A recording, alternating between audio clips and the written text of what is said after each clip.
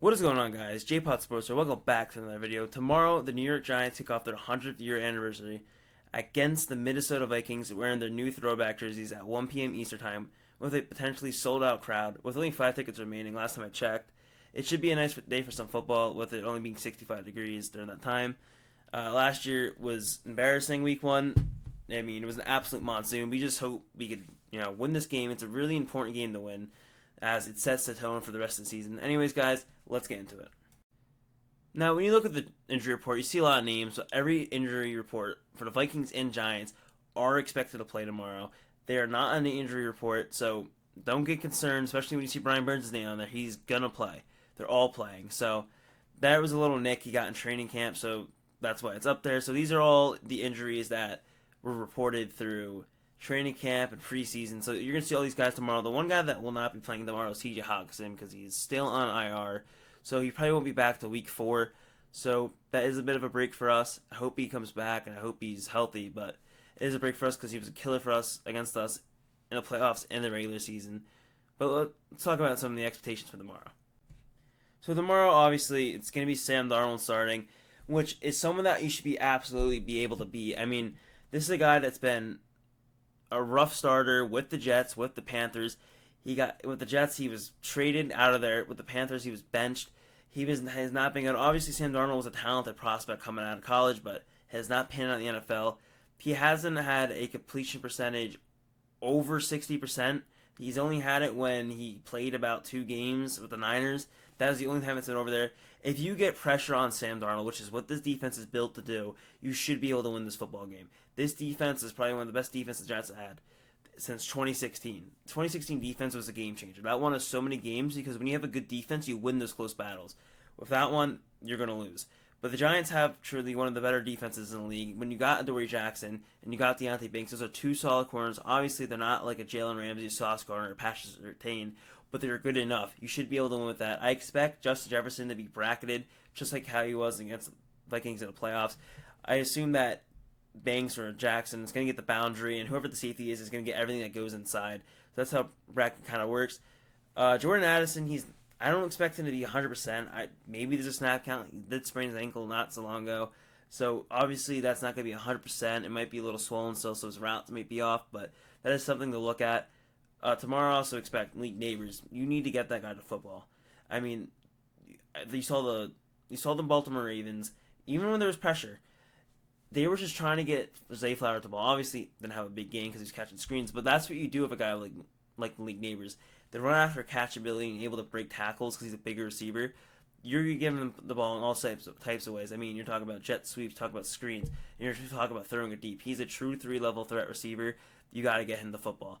Also, the rest of the receiving core, like Hyatt and Slayton, that are probably going to be rotated. I expect that fully.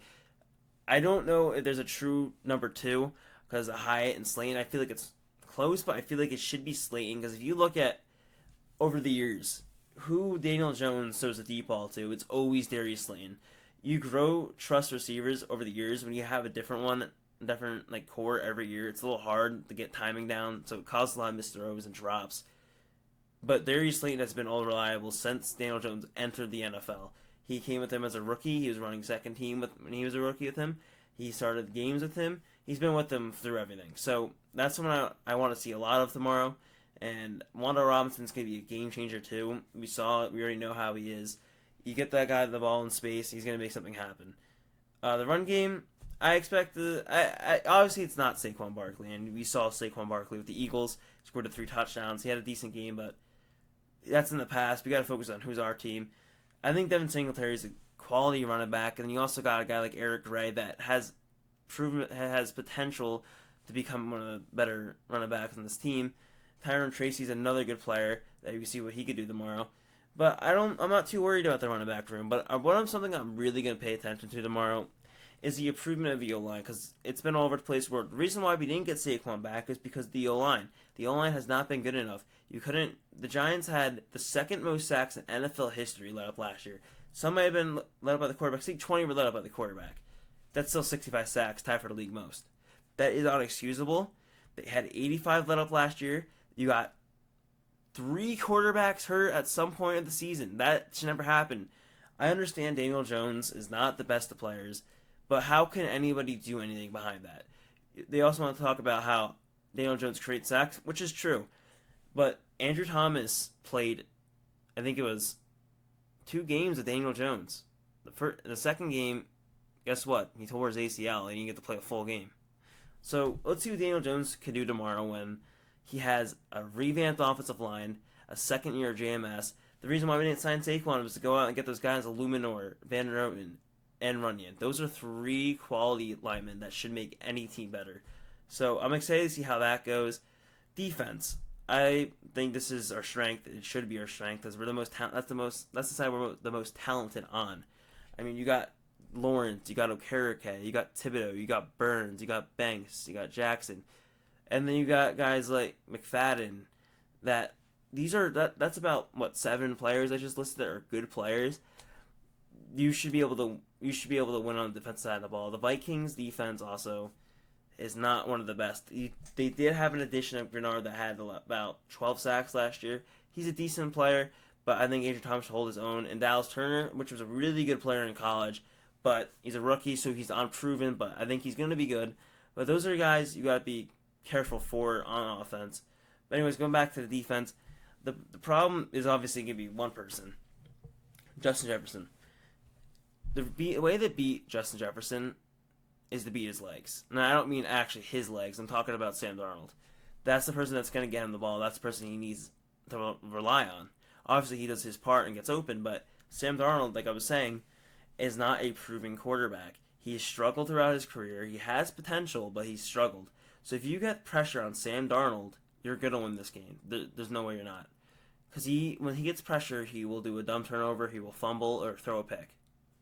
That's the way we got to win this game. We got to win it by being smart on our side, and we got to get pressure on the quarterback. That was a problem for us last year. We could not get pressure. We did lead the league in turnovers, but those were in bunches. Talk about a couple games where there was like 4, we had like 5 turnovers for us. That didn't help us because the beginning of the season last year, which did not benefit us at all, having a slow start, was we got 1 sack throughout 3 weeks. We had 1 turnover throughout 3 weeks. No, we had 1 turnover throughout 4 weeks. You're not gonna win games like that. I think this defense is gonna be way better under Shane Bowen. You're gonna have a better run defense, and you're gonna have a better red zone defense. It's gonna be a little bit like Patrick Graham. It's bend don't break, but you get down there, you're gonna have to win the field goal battle. That's the way it's gonna be. But I think the Giants are the better team, and I'm not saying that as a biased, Giants fan.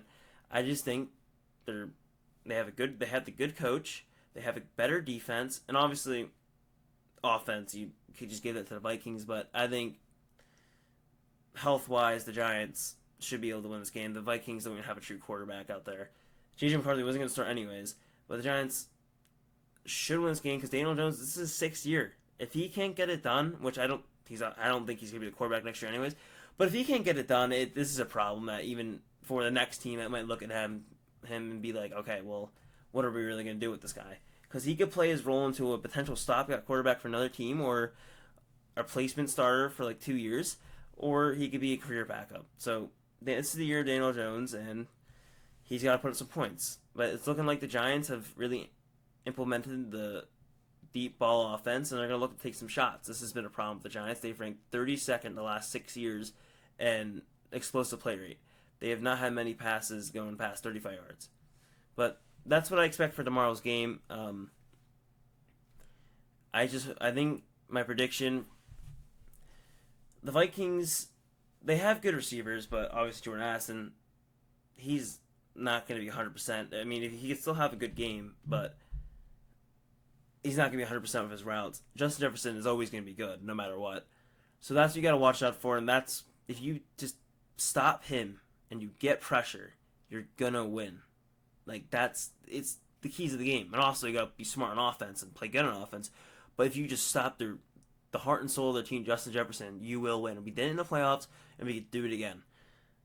That's what it's going to take. My prediction for this game, I'm feeling like 28-17. I think the Giants are going to put up some points, and I think they're going to get a couple stops. Could I age wrong? Possibly. But I think this team is being overlooked, and I think we have too good of a coach to not prepare. We have too good of a coach to have us prepared, to win this game. This isn't Joe Judge, and this is a Pat Shermer. I think we will win this game. Anyways, guys, that's going to be it for today's video. Let me know what you guys think will happen tomorrow. Put down your score predictions in the comments below, and see you guys in the next video. Peace.